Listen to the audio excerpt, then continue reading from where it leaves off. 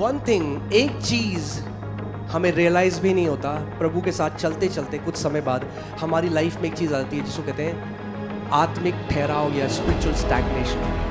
After some time, there's a spiritual stagnation that comes into people's lives and we don't even realize it.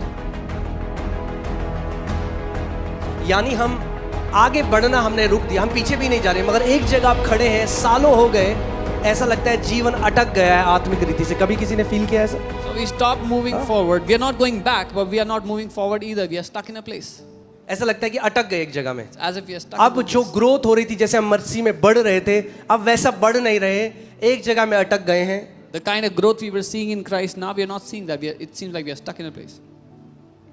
अब वैसा मन नहीं करता परमेश्वर के साथ समय बिताने का. करते हैं क्योंकि करना है, वचन भी पढ़ लेते हैं सुबह थोड़े समय तक, मगर जैसे पहले वो जो जॉय था, वो जो आनंद था परमेश्वर से, हल्के हल्के वो घटता जाता है. और अब क्या होता है, अब एक रीति रिवाज की तरह, क्योंकि करना है इसीलिए करते हैं. Now I don't spend time with the Lord or read the word the way I used to. Now I do it because I have to do it.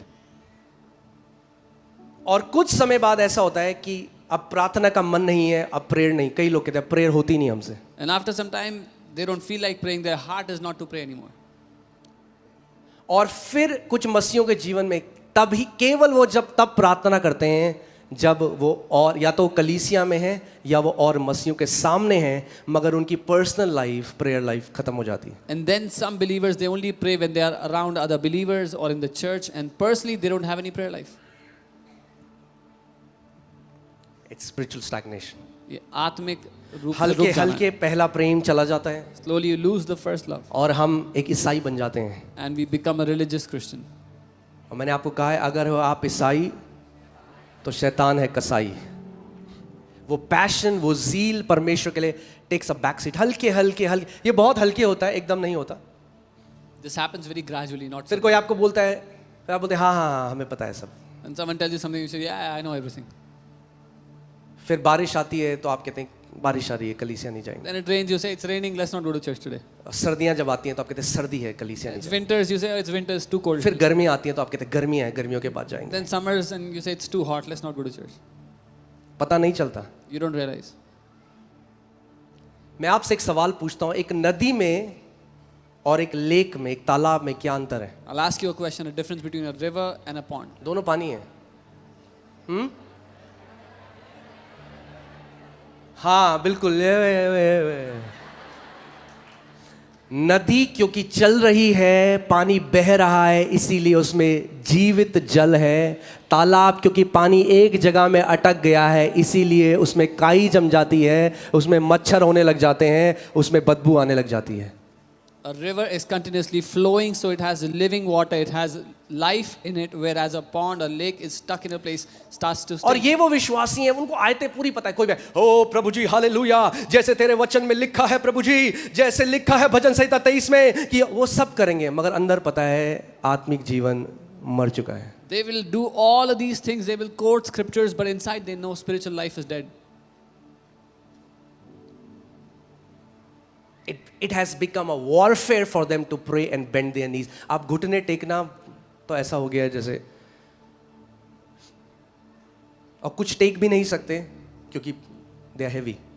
इसीलिए फास्टिंग भी जरूरी है. And some cannot come to their knees because of their weight, so fasting is क्या important. फायदा है शरीर का अगर मैं अपने सृष्टिकर्ता के सामने घुटने ना टेक सकूं इससे? What is the point of the body if I cannot come before my Lord, my Creator?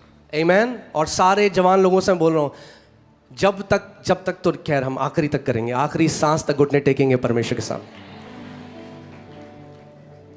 Amen. So hear this. David is saying, because I fasted, my prayer came back to my heart.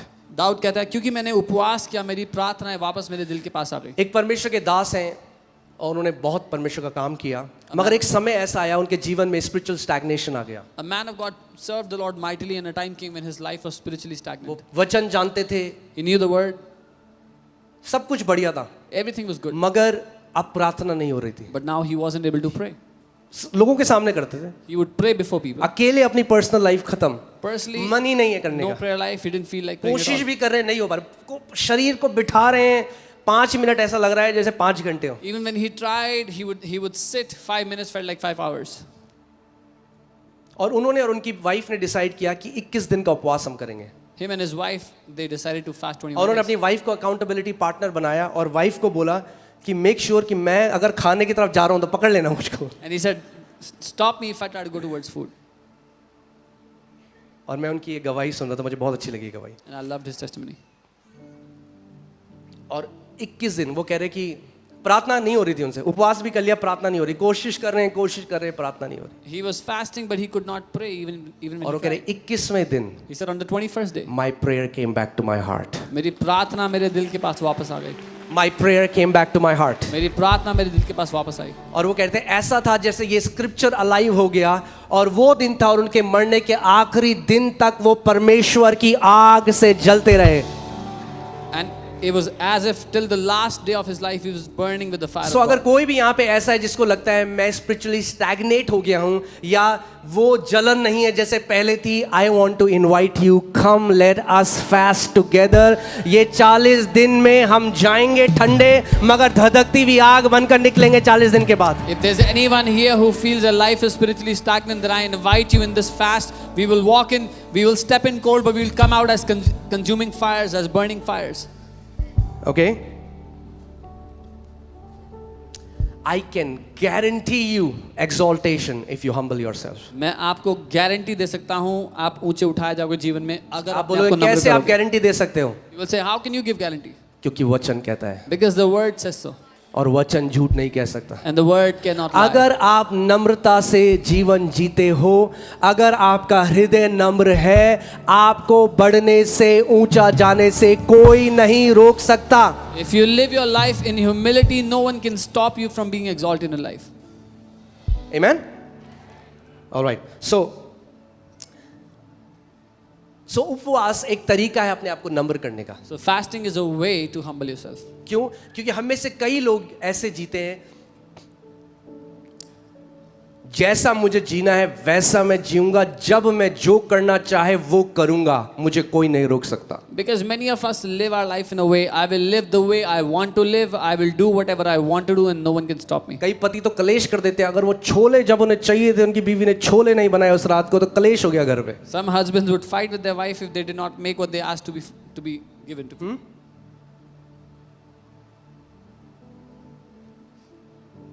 कई बहनें हंस रही हैं, Some उनके sisters are बगल में laughing. बैठे हुए सीरियस हैं,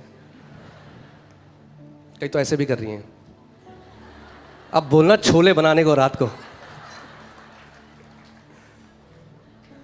मगर आप समझ रहे मैं क्या बोल रहा हूं? We don't even realize it. हमें पता भी नहीं लगता।